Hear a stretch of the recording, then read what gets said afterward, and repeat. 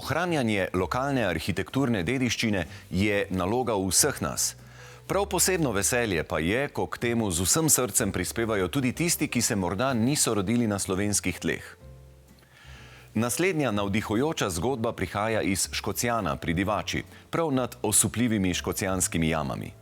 V čudoviti vasici se je energični lastnik lotil prenove starega župnišča, ki ga danes občudujejo popotniki z vsega sveta. Tole nekdanje župnišče je od svoje babice podedoval sedanji lastnik Tržačan, ki se ga je odločil obnoviti in tako uresničiti svoje otroške sanje. Ampak te prenove se je lotil neverjetno temeljito in natančno.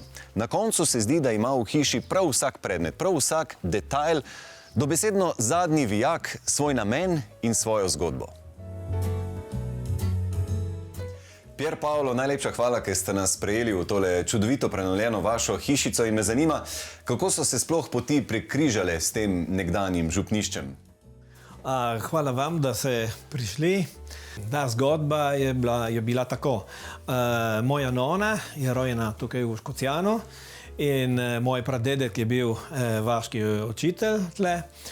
In potem moja nona je bil leta 1972, je ona kupila ta hiša, ta je bila ruševina in tako jaz se spomnim, kako to je bilo. In tako moje sanje je bil vedno, da to objekt popravim. In tako je bil. Vi ste nasplošno ves material za prenovo vaše hiše pobrali od tukaj oziroma nekako iz okolice. Ste se res trudili, da ne bi kupili česa novega, ne? Ja, tako to je bil moj projekt. Jaz sem bil kolesar in tako tle okoli sem šel s kolesom tle okoli. In ko sem videl kakšno dvigalo, sem šel tja in sem vprašal lastnika ali delavci, če oni mi lahko prodajo stare skorce, grede in tako. To prav mi zelo všeč stari materiali. Vse materiale, ki jih je pridno zbiral še pred začetkom gradnje, so nato uporabili pri prenovi močno dotrajenega nekdanjega župnišča.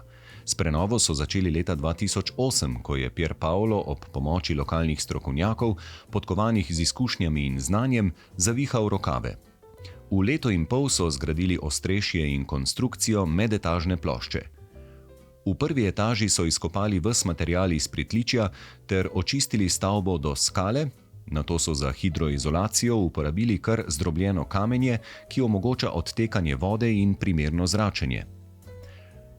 Ko pa so se delavci razpršili, je Pier Paolo nadaljeval dela na fasadi in v notranjosti, nekaj tudi ob pomoči mizarja, nato pa uredil še apartma za goste na desnem koncu objekta.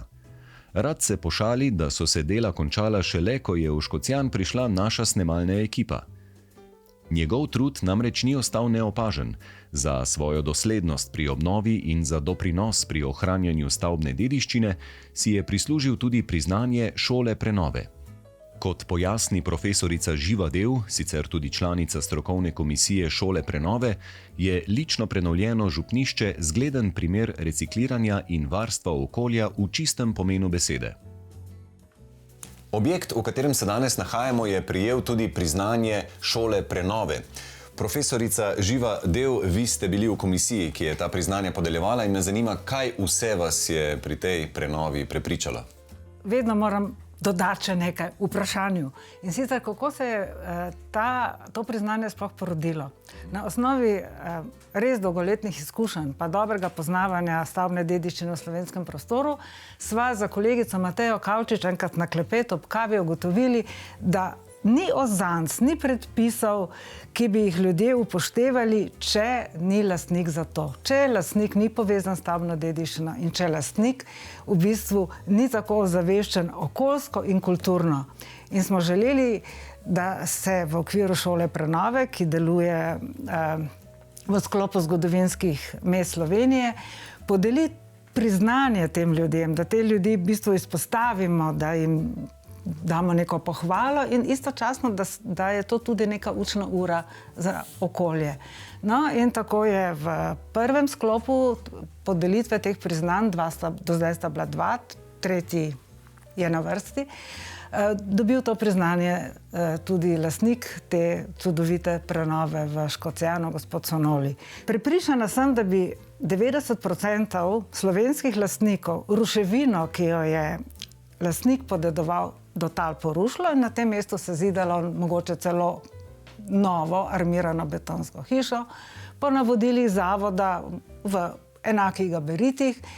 Arhitektura je umetnost oblikovanja prostora in sodi v tisti sklop umetnostnih dejavnikov, ki kažejo na neko kulturo naroda.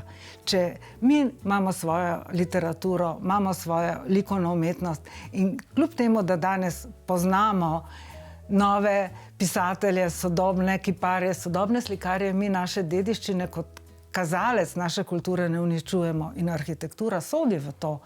Mi s tem namreč pokažemo prvič prisotnost Slovencev v tem prostoru in pokažemo vsa mojstrska znanja, ki so jih nekoč ljudje imeli, ki so te hiše postavljali. In verjemite mi, da tam mojstrska znanja niso bila majhna. Mislim, da jih ne prekašajo današnji sodobniki.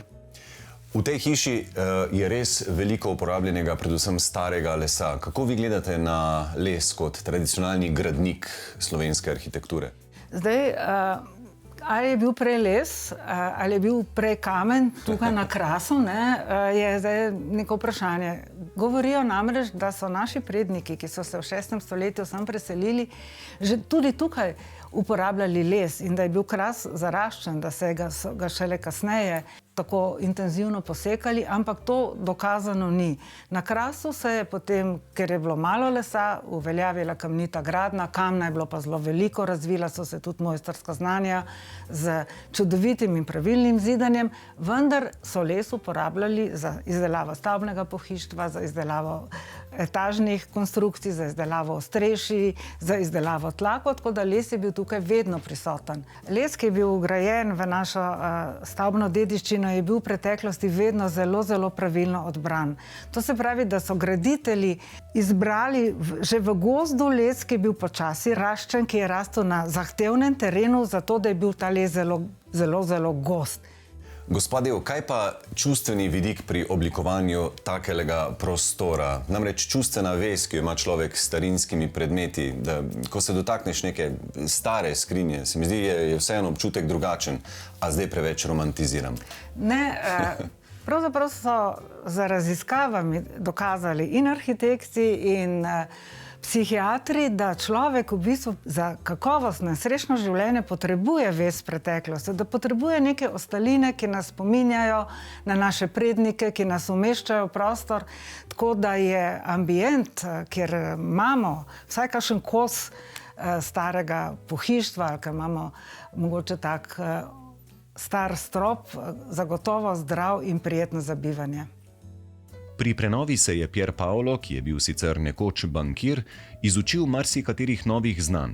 Znanje za izdelavo apnene stene v kopalnici je tako pridobil na tečaju v Benetkah.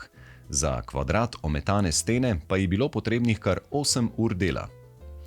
Ne da je bil lastnik dosleden pri vgrajenih materialih, še več, tudi pri izbiri pohištva. Njegovo domovanje namreč kar poka od starin, prav vsaka izmed njih pa ima tudi svojo zgodbo. Glejte, te ploščice, to pride iz eno hišo iz Trsta. Moj prijatelj je kupil celo bajto in on je vedel, da ta prvi 2 nastropja je bil bordel. Sem mešal malo sakro in profan, kako se reče, sveto in posvetno, tako. Smo naredili posla staro gredom in posteljnina je od moja stara babica. Pier Paolo, kje ste pa dobili tele stole za osrednjo jedilno mizo? Tele stole sem najdel v Trstu, v boljših sejmih in so bile malo tako razbite, jaz sem vse popravil. To pride iz eno staro kino iz Trsta, sem jaz popravil, sem menjal tudi nogice in tako in so tudi najdel spodaj tudi zvečilne gumije. A res? Ja, stare in tako sem pustil za spomin. pravi kinematografski stoli. In Pier Paolo, kaj pa je tale mini oder? To je gledališče, ker smo mi in moj brat dosti igrali, ko smo bili otroci. In tako sem dal prav zdraven tisti originalni stol za gledališče Rossetti iz Trsta. In tole, zdaj, čeprav vidim, so pa vrata ugrajena v strop, ne? Neka stara, očitno. Ja, jaz sem šel v Ljubljani in sem videl, da Plečnik na njegovo hišo, to je on narejen tako in tako sem tudi jaz narejen za njegov čast. V čast je že to Plečniku? Ja. Aha. Priznati moramo, da se človek v objemu teh debelih kamnitih zidov, starih lesenih tramov in starega pohištva resnično počuti povezan s tradicijo in z zgodovino. Plečnik, ki je zelo cenil izročilo lokalne stavbarske dediščine, bi bil zagotovo ponosen.